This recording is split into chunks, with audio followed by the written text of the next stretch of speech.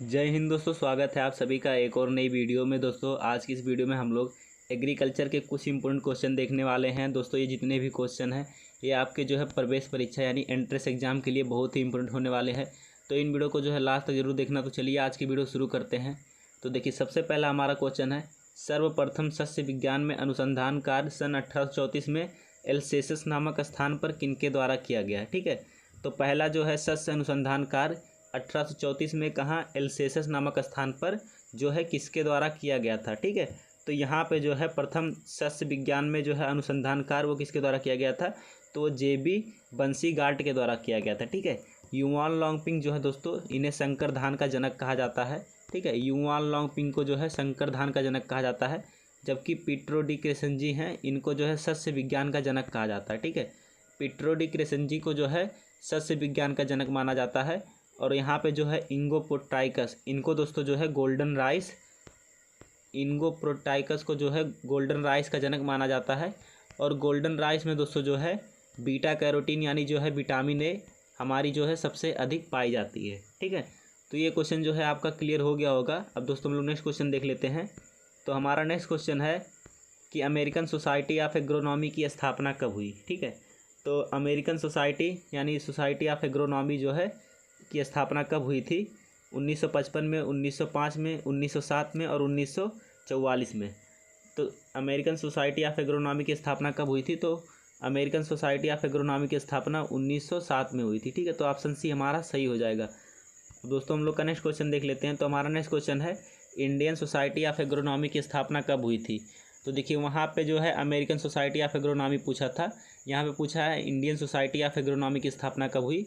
तो Indian society of agronomy की स्थापना 1955 में हुई। ठीक है, इंडियन सोसाइटी ऑफ एग्रोनॉमी की स्थापना 1955 में हुई, जबकि अमेरिकन सोसाइटी ऑफ एग्रोनॉमी की स्थापना कब हुई, तो अमेरिकन सोसाइटी ऑफ एग्रोनॉमी की स्थापना 1907 में हुई थी। ठीक है, ये चीज़ आप ध्यान रखिएगा क्योंकि यहाँ पे जो है कन्फ्यूज हो जाते हैं बच्चे अक्सर। अब देखिए हमारा नेक्स्ट क्वेश्चन है, केंद्रीय धान अनुसंधान संस्थान सेंट्रल राइस रिसर्च इंस्टीट्यूट कहाँ पर स्थित है, CRRI। ठीक है, CRRI कहाँ पर स्थित है, तो वो दोस्तों जो है कटक उड़ीसा में स्थित है। अब इसी से रिलेटेड पूछा जाता है कि IRRI, ठीक है, इंटरनेशनल राइस रिसर्च इंस्टीट्यूट कहाँ पे स्थित है, तो इंटरनेशनल राइस रिसर्च इंस्टीट्यूट जो है वो हमारा मनीला में स्थित है। और मनीला कहाँ पे स्थित है, तो मनीला जो है फिलीपींस में स्थित है। ठीक है, मनीला कहाँ पे स्थित है, फिलीपींस में। तो अगर यहाँ पे सेंट्रल राइस रिसर्च इंस्टीट्यूट पूछे तो वो कहाँ पर स्थित है, कटक उड़ीसा में। और IRRI यानी इंटरनेशनल राइस रिसर्च इंस्टीट्यूट पूछे तो वो कहाँ पर स्थित है, मनीला फिलीपींस में। अब दोस्तों हम लोग का नेक्स्ट क्वेश्चन है कि निम्नलिखित में से कौन एक जोड़ी गलत है। यहाँ पे जो है फसल दिया है और उनमें की जाने वाली क्रियाएं दी हैं। ठीक है, तो वीट यहाँ गेहूँ में पिकिंग, ठीक है, तो ये हमारा गलत है। जूट में जो है रेटनिंग की क्रिया की जाती है, ये सही है। ग्राउंडनट यानी मूँगफली में हमारा जो है पेगिंग किया जाता है, ये भी सही है। और मक्का में जो है टेसलिंग यानी जो है टेसल जो नर पुष्प होते हैं, ठीक है, वो बनना क्या कहलाता है, टेसलिंग कहलाता है। तो ये भी सही है, ये भी सही, ये भी सही। अब यहाँ पे पिकिंग दिया है, ठीक है, तो पिकिंग दोस्तों किस में किया जाता है, तो पिकिंग जो है वो मटर में किया जाता है। पिकिंग किस में किया जाता है, मटर में और कपास में। ठीक है, मटर और कपास में जो है पिकिंग की क्रिया की जाती है। ठीक है, बाकी ये सभी जोड़े जो हैं सही हैं। अब दोस्तों हम लोग नेक्स्ट क्वेश्चन देख लेते हैं। नेक्स्ट क्वेश्चन हमारा है, निम्नलिखित में से पीला गहना के नाम से जाना जाता है। ठीक है, तो पीला गहना के नाम से, येलो जोएल के नाम से जो है किसे जाना जाता है, तो येलो जोएल के नाम से जो है दोस्तों सोयाबीन को जाना जाता है। ठीक है, येलो जोएल के नाम से किसे जाना जाता है, सोयाबीन को। और कपास को दोस्तों हम लोग क्या बोलते हैं, तो कपास को हम लोग सफ़ेद सोना बोलते हैं। ठीक है, कपास को क्या बोलते हैं, तो कपास को सफ़ेद सोना बोलते हैं। मक्का को क्या बोला जाता है दोस्तों, तो मक्का को जो है अनाजों की रानी बोला जाता है, अनाजों की रानी। ठीक है, मक्का को क्या बोला जाता है, तो मक्का को अनाजों की रानी बोला जाता है। और मक्का को दोस्तों जो है मिरेकल क्रॉप बोलते हैं। ठीक है, मक्का को क्या बोलते हैं, मक्का को मिरेकल क्रॉप बोलते हैं और अनाजों की रानी बोलते हैं। ठीक है, यहाँ पे दोस्तों गेहूँ दिया है, तो गेहूँ को क्या बोलते हैं, तो गेहूँ को अनाजों का राजा बोलते हैं। ठीक है, गेहूँ को क्या बोलते हैं, अनाजों का राजा बोलते हैं। जबकि अनाजों की रानी किसे बोला जाता है, तो अनाजों की रानी जो है वो मक्का को बोला जाता है। ठीक है, अनाजों की रानी मक्का हो गया और अनाजों का राजा हमारा क्या हो गया दोस्तों, तो अनाजों का राजा हमारा गेहूँ हो गया। ठीक है, तो ये क्वेश्चन भी आपका क्लियर हो गया होगा। अब दोस्तों हमारा नेक्स्ट क्वेश्चन है, गन्ने के पुष्पक्रम का प्रकार है। तो गन्ने के पुष्पक्रम का जो है कौन सा प्रकार है, तो वो दोस्तों जो है एरो होता है। ठीक है, अब इसे जो है ओपन पेनिकल भी बोलते हैं, एरो को जो है ओपन पेनिकल भी बोला जाता है। तो गन्ने के पुष्पक्रम को हम लोग क्या बोलते हैं, एरो बोलते हैं, ठीक है। और दोस्तों यहाँ पे पूछा जाता है कि एरोइंग जो है किस फसल से संबंधित है, तो एरोइंग दोस्तों जो है वो भी गन्ने से संबंधित है। तो गन्ने में दोस्तों जो है पुष्प निकलना, ठीक है, गन्ने में जो है पुष्प निकलना क्या कहलाता है, हमारा एरोइंग कहलाता है, और उसके पुष्प को जो है एरो बोलते हैं, ठीक है। तो ये भी जो है आपका क्वेश्चन क्लियर हो गया होगा। अब दोस्तों नेक्स्ट क्वेश्चन की तरफ बढ़ते हैं।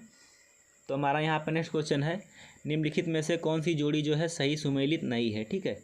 तो यहाँ पे कौन सी जोड़ी जो है सही सुमेलित नहीं है, तो देखिए तरबूज, ठीक है। तो तरबूज दोस्तों जो है रेंग कर चलने वाला पौधा है, तो ये जायद में आएगा, ठीक है, ये भी हमारा सही हो गया। और तंबाकू दोस्तों जो है रबी की फसल है, ठीक है, ये भी सही है। और मूंगफली दोस्तों जो है ये खरीफ ऋतु की फसल है, ठीक है, तो ये भी सही है। तो यहाँ पे इस हिसाब से दोस्तों जो है हमारा उपरोक्त सभी सही सुमेलित हैं। ऑप्शन डी हमारा सही हो जाएगा, क्योंकि यहाँ पे जो है सभी जो फसल एकदम सही संबंधित है एक दूसरे से। अब दोस्तों हमारा नेक्स्ट क्वेश्चन है, निम्नलिखित में से किस कुल को जो है नाइट सेट्स के नाम से जाना जाता है, ठीक है। तो यहाँ पे किस फैमिली को जो है नाइट सेट्स के रूप में जाना जाता है, तो वो दोस्तों जो है सोलेनेसी कुल को जो है नाइट सेट्स बोलते हैं, ठीक है। सोलेनेसी कुल को क्या बोलते हैं, तो सोलेनेसी कुल को जो है नाइट सेट्स के नाम से जाना जाता है। और यहाँ पे दोस्तों जो है ग्रेमनी को पोएसी के नाम से भी जाना जाता है, ठीक है, ग्रेमनी को पोएसी के नाम से जाना जाता है। और कंपोजिटी को जो है कंपोजिटी कहा जाता है, ठीक है। क्रूसीफेरी को दोस्तों जो है वो क्या कहा जाता है, तो क्रूसीफेरी को जो है ब्रेसिकेसी कहा जाता है, ठीक है। ये जो कुल का जो है उपनाम है, तो आप इसे ध्यान रखिएगा। ग्रेमनी को पोएसी बोला जाता है, सोलेनेसी को नाइट सेट्स बोला जाता है, और क्रूसीफेरी को जो है ब्रेसिकेसी बोला जाता है। अब दोस्तों हमारा नेक्स्ट क्वेश्चन है, धान में प्रोटीन की प्रतिशत मात्रा होती है, ठीक है। तो धान में कितना % प्रोटीन पाया जाता है, तो दोस्तों यहाँ पे जो है धान यानी चावल में जो है हमारा 6 से 7% प्रोटीन पाया जाता है, ठीक है। और धान के प्रोटीन को क्या बोलते हैं दोस्तों, ये भी क्वेश्चन जो है पूछा जाता है। तो धान के प्रोटीन को हम लोग क्या बोलते हैं, तो धान के प्रोटीन को हम लोग ओराइजीन बोलते हैं, ठीक है। धान के प्रोटीन को क्या बोलते हैं, ओराइजीन बोलते हैं। और यहाँ पे 10 से 12% प्रोटीन किस में पाया जाता है, तो 10 से 12% प्रोटीन जो है गेहूं में पाया जाता है, ठीक है। 10 से 12% प्रोटीन गेहूं में पाया जाता है। और गेहूं के प्रोटीन को हम लोग क्या बोलते हैं, तो गेहूं के प्रोटीन को हम लोग ग्लूटीन बोलते हैं, ठीक है। गेहूं के प्रोटीन को ग्लूटीन बोलते हैं, जबकि चावल के प्रोटीन को ओराइजीन बोलते हैं, ठीक है। चावल के प्रोटीन को क्या बोलते हैं, ओराइजीन बोलते हैं। और गेहूं के प्रोटीन को जो है ग्लूटीन बोलते हैं, ठीक है। यहाँ पे एक चीज़ और ध्यान रखिएगा कि मक्का के प्रोटीन को क्या बोलते हैं, तो मक्का के प्रोटीन को हम लोग जीन बोलते हैं, ठीक है। मक्का के प्रोटीन को क्या बोलते हैं, जीन बोला जाता है। अब दोस्तों हमारा नेक्स्ट क्वेश्चन है, मूंगफली में तेल की प्रतिशत मात्रा होती है, तो मूंगफली में जो है कितने % तेल पाया जाता है, तो दोस्तों जो है मूंगफली में 45% तेल पाया जाता है, ठीक है। अब यहाँ पे दोस्तों जो है पूछ लेगा कि मूंगफली में प्रोटीन कितना % पाया जाता है, तो मूंगफली में प्रोटीन दोस्तों जो है, ठीक है, मूंगफली में प्रोटीन कितना % पाया जाता है, तो मूंगफली में प्रोटीन जो है हमारा 26% पाया जाता है, ठीक है। जबकि मूंगफली में तेल कितना % पाया जाता है, तो मूंगफली में तेल जो है 45% पाया जाता है, लेकिन मूंगफली में प्रोटीन जो है कितना 26% पाया जाता है। और सबसे अधिक प्रोटीन हमारा जो है सोयाबीन में पाया जाता है, ये चीज़ आप ध्यान रखिएगा। सोयाबीन में दोस्तों जो है 42% जो है प्रोटीन पाया जाता है, ठीक है। अब दोस्तों हमारा नेक्स्ट क्वेश्चन है, सोयाबीन के प्रोटीन को किस नाम से जाना जाता है, तो सोयाबीन के प्रोटीन को जो है किस नाम से जाना जाता है, तो दोस्तों सोयाबीन के प्रोटीन को जो है ग्लाइसिन के नाम से भी जाना जाता है, ठीक है। यहाँ पे जीन दोस्तों जो है ये मक्का का प्रोटीन है, ठीक है, जीन जो है मक्का का प्रोटीन है। और ओराइजीन दोस्तों जो है ये चावल का प्रोटीन है, ठीक है। चावल का प्रोटीन ओराइजीन है, और जीन मक्का का प्रोटीन है। और गेहूं के प्रोटीन को जो है ग्लूटीन बोला जाता है, और सोयाबीन के प्रोटीन को जो है ग्लाइसिन बोला जाता है, ठीक है। ये भी क्वेश्चन आपका जो है आई होप क्लियर हो गया होगा। दोस्तों हमारा नेक्स्ट क्वेश्चन है, धान से चावल अलग करना या निकालना कहलाता है। तो देखिए धान से जब दोस्तों चावल अलग करते हैं तो उसे हम लोग क्या बोलते हैं, तो उसे हम लोग दोस्तों बोलते हैं हलिंग, ठीक है। धान से चावल अलग करना क्या कहलाता है, तो धान से चावल अलग करना हलिंग कहलाता है। अब दोस्तों यहाँ पे क्वेश्चन पूछ लेता है कि धान में हलिंग % कितना पाया जाता है, तो धान में हलिंग % जो है 66%, यानी कि 2/3 जो है पाया जाता है। यानी कि दोस्तों जो है 3 धान में जो है 2 चावल निकलेंगे, ठीक है। 66% जो 100% धान होता है उसमें 66% जो है आपका चावल रहता है, वही दोस्तों जो है हलिंग % कहलाता है। तो धान में हलिंग % जो है 66% होता है। अगर बटे में दे दे तो 2/3 का जो है यहाँ पे हलिंग % जो है चावल में पाया जाता है। अब दोस्तों हमारा नेक्स्ट क्वेश्चन है, सरसों की खेती के लिए बीज की प्रति हेक्टेयर कितनी मात्रा जो है आवश्यक होती है। तो सरसों के 1 हेक्टेयर बीज के लिए जो है यहाँ पे 4 से 5 किलोग्राम प्रति हेक्टेयर जो है बीज की आवश्यकता होती है। ठीक है, तो ऑप्शन ए हमारा सही हो जाएगा। अब दोस्तों हमारा नेक्स्ट क्वेश्चन है, एक ही खेत में एक निश्चित पंक्तियों में 2 या 2 से अधिक फसलें उगाना कहलाएगा। ठीक है, तो जब दोस्तों जो है एक ही खेत में जो है निश्चित पंक्ति में 2 या 2 से अधिक फसलें उगाएंगे तो उसको हम लोग क्या बोलेंगे, तो उसको हम लोग दोस्तों बोलेंगे अंतरा फसल। ठीक है, जब दोस्तों जो है एक ही खेत में एक निश्चित पंक्ति में 2 या 2 से अधिक फसलें उगाएंगे तो उसे हम लोग क्या बोलेंगे, तो उसे हम लोग अंतरा फसल यानी इंटर क्रॉपिंग बोलेंगे। ठीक है, यहाँ पे दोस्तों दिया है मिश्रित फसल। तो मिश्रित फसल में दोस्तों जो क्या करते हैं कि जो है यहाँ पे बिना किसी पंक्ति के, ठीक है, मतलब उसमें जो है कोई भी पंक्ति नहीं रहेगी, उसे अनियंत्रित रूप से 2 या 2 से जो है अधिक बीजों को मिलाकर दोस्तों जो है एक ही खेत में जो है 2 या 2 से अधिक फसलों को उगाएंगे तो वो दोस्तों जो है मिश्रित फसल कहलाएगा। ठीक है, यहाँ पे मोनोक्रॉपिंग दिया है, तो मोनोक्रॉपिंग दोस्तों जो है एक निश्चित खेत में जो है एक वर्ष में केवल एक ही फसल उगाते हैं। ठीक है, मोनोक्रॉपिंग मतलब कि एक निश्चित खेत में जो है एक वर्ष में केवल एक ही फसल उगाएंगे तो उसे हम लोग क्या बोलेंगे, मोनोक्रॉपिंग। ठीक है, अब दोस्तों हमारा जो नेक्स्ट क्वेश्चन है उसे देख लेते हैं। तो हमारा नेक्स्ट क्वेश्चन है, बिना किसी निर्धारित पंक्ति के 2 या 2 से अधिक फसलों को जो है बीजों को एक साथ मिलाकर बोना या उगाना कहलाता है। तो अभी आपको मैंने बताया कि जो है जब बिना किसी निर्धारित पंक्ति के 2 या 2 से अधिक फसलों को जो है एक साथ मिलाकर उगाते हैं तो वो क्या कहलाता है, तो दोस्तों क्या कहलाता है, तो वो कहलाता है मिश्रित फसल। ठीक है, क्या कहलाता है, मिश्रित फसल। और मिश्रित खेती दोस्तों जो है यहाँ पे मिश्रित फसल और मिश्रित खेती में जो है बच्चे कन्फ्यूज हो जाते हैं। तो देखिए मिश्रित फसल में दोस्तों जो है 2 या 2 से अधिक फसलों को जो है एक साथ मिलाकर जो है उगाया जाता है, जबकि मिश्रित खेती में क्या किया जाता है दोस्तों, तो मिश्रित खेती में खेती के साथ, ठीक है, मिश्रित खेती में खेती के साथ दोस्तों जो है पशुपालन किया जाता है। ठीक है, मत्स्य पालन किया जाता है। तो दोस्तों जब खेती के साथ जो है पशुपालन मत्स्य पालन आदि किया जाएगा तो वो दोस्तों जो है मिश्रित फसल कहलाएगा। ठीक है, तो आई होप दोस्तों जो है आपका क्वेश्चन ये भी क्लियर हो गया होगा। अब दोस्तों हमारा नेक्स्ट क्वेश्चन है, अंतर्राष्ट्रीय चावल वर्ष जो है निम्न में से किस वर्ष को मनाया गया। ठीक है, तो यहाँ पे इंटरनेशनल ईयर ऑफ राइस जो है कब मनाया गया, तो वो दोस्तों कब मनाया गया, तो वो मनाया गया था दोस्तों जो है 2004 में। ठीक है, अंतर्राष्ट्रीय चावल वर्ष जो है कब मनाया गया था, तो अंतर्राष्ट्रीय चावल वर्ष 2004 में दोस्तों जो है मनाया गया था। अब दोस्तों हमारा नेक्स्ट क्वेश्चन हमारा है, सायोलॉजी शब्द का संबंध है। ठीक है, तो टीसियोलॉजी जो शब्द का संबंध निम्न से किससे है, तो वो दोस्तों जो है चाय की खेती से। ठीक है, यहाँ पे ऑप्शन बी हमारा जो है सही हो जाएगा। अब दोस्तों हमारा नेक्स्ट क्वेश्चन है, नॉरिन-10 जीन की खोज किसने की थी। ठीक है, तो नॉरिन-10 जीन की खोज किसने की थी, तो वो दोस्तों हमारी किसने की थी, तो नॉरिन-10 जीन की खोज जो की थी वो गोंजीरो इनाजुका ने की थी। ठीक है, किसने की थी, तो गोंजीरो इनाजुका ने की थी। और युआन लोंगपिंग दोस्तों जो मैंने बताया शंकर धान का जनक, और एम.एस. स्वामीनाथन जो है भारतीय हरित क्रांति के जनक थे, और नॉर्मन ई बोरलॉग दोस्तों जो है विश्व में हरित क्रांति के जनक थे। ठीक है, तो नॉरिन-10 जीन की खोज किसने की थी, तो गोंजीरो इनाजुका जो है इन्होंने की थी। ठीक है, तो ऑप्शन सी हमारा जो है सही हो जाएगा।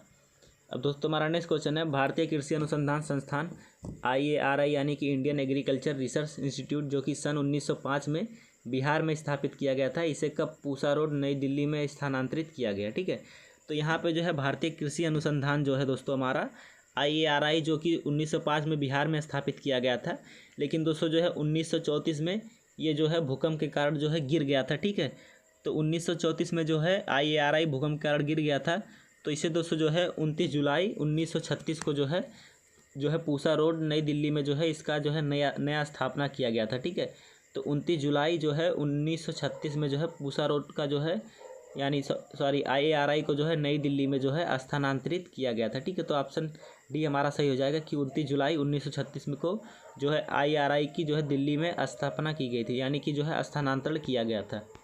अब दोस्तों हमारा नेक्स्ट क्वेश्चन है, निम्नलिखित में से गन्ने का उत्पत्ति स्थान है। ठीक है, तो गन्ने का उत्पत्ति स्थान क्या है, तो दोस्तों गन्ने का उत्पत्ति स्थान जो है न्यू गिनिया माना जाता है। ठीक है, गन्ने का उत्पत्ति स्थान क्या माना जाता है, तो गन्ने का उत्पत्ति स्थान जो है न्यू गिनिया माना जाता है। अब कहीं कहीं दोस्तों जो है कुछ लोग जो है बोलते हैं कि गन्ने का उत्पत्ति स्थान इंडिया भी है, लेकिन दोस्तों जो यहाँ पे न्यू गिनिया रहेगा तो ऑप्शन में जो है इंडिया नहीं रहेगा। ठीक है, और इंडिया रहेगा तो न्यू गिनिया नहीं रहेगा, इसलिए दोस्तों जो है गन्ने का उत्पत्ति स्थान जो है शुगर केन का जो है ओरिजिन क्या माना जाता है, तो न्यू गिनिया जो है माना जाता है। अब दोस्तों हमारा नेक्स्ट क्वेश्चन है, कृषि के इतिहास में हल का आविष्कार जो है ईसा पूर्व को माना जाता है। ठीक है, तो जो है कृषि के इतिहास में जो है हल का आविष्कार कब हुआ था, कितने ईसा पूर्व जो है हल का आविष्कार हुआ था, तो दोस्तों जो है हल का आविष्कार कितने ईसा पूर्व हुआ था, तो हल का आविष्कार जो है 29 ईसा पूर्व हुआ था। ठीक है, अब दोस्तों 29 ईसा पूर्व में जो है हमारी सिंचित कृषि शुरू हुई थी, यानी कि जो है सिंचाई के द्वारा कृषि जो क्रिया है वो शुरू हो गई थी। ठीक है, लोग सिंचाई से जो है कृषि करने लगे थे। कब? 2900 ईसा पूर्व में। और 2900 ईसा पूर्व में ही जो है हल का आविष्कार भी हुआ था। ठीक है, अब यहाँ पे जो है डीडीयू में जो है इस बार पूछा गया था कि जो है 2200 ईसा पूर्व जो है किसकी खेती की गई थी, तो 2200 ईसा पूर्व दोस्तों जो है धान की खेती शुरू हुई थी। ठीक है, 2200 ईसा पूर्व जो है धान की खेती शुरू हुई थी, प्लस भैंस का जो है पालन कब शुरू हुआ था, तो 2200 ईसा पूर्व में। तो आप ध्यान रखिएगा कि जो है 2200 ईसा पूर्व में धान की खेती शुरू हुई थी और भैंस का जो है पालन शुरू हुआ था।